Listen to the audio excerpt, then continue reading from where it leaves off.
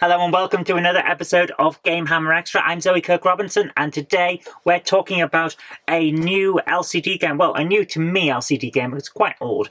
It's the Star Wars LCD game Podrace Challenge from Tiger Electronics. Let's get into it.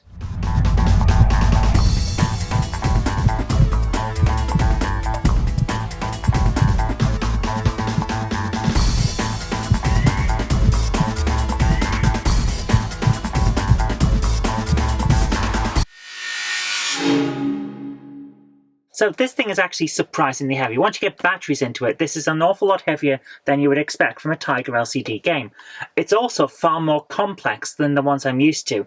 You've got multiple types of ship that you can fly, Podrace, which you select via the different functions here, and it changes what you see on screen, the different bits at the front, the different bits at the back, different special abilities, things like that. It's actually quite complicated, and you will see all the different variants while you race through the game. It does an awful lot to really replicate what you would feel experiencing the Star Wars Episode 1 racer in LCD form. It's very good in that respect.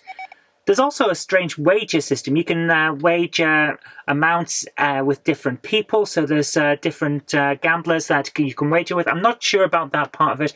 It's not really... Let's face it, it's not really something I'm into. However, for those of you who want a bit more of an extra challenge and a bit more depth to the game, it does allow that kind of variety. There's also different special attacks, like a forward shooting firepower. There's a one for cutting, a bit like Ben-Hur, you know, for cutting the pod races as you go past them.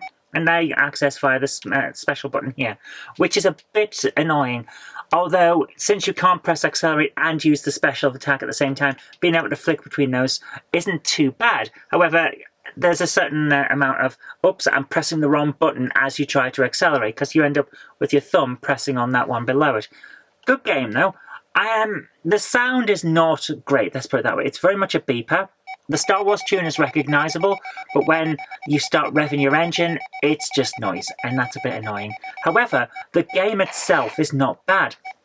Now, you know the type of racer this is going to be. It goes forward and forward, and then you'll have a turn, and it's very much jerky the way I'm moving my hand there.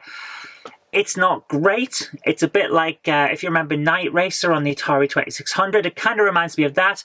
A little bit like that anyway, a little bit like that if you were trying Outrun on an LCD, that kind of experience. However, it is reasonably good fun.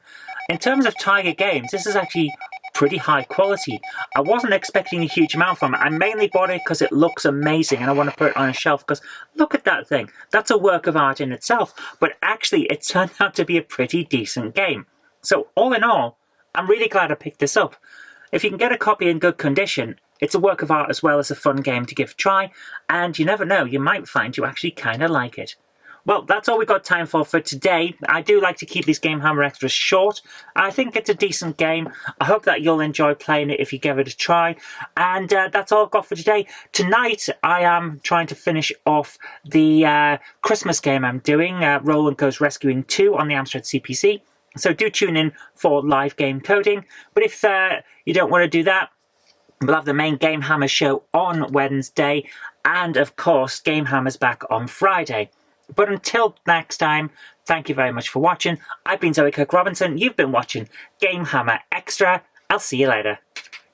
If you like the show, please consider supporting me on Patreon. It really does help create future videos. That's patreon.com/Zoe Kirk-Robinson. And I've got an extra special thanks going out to Chief89, Sam Yates, Retro Mickey 82, Mo Henry, and George Botterini. Thank you so much, guys.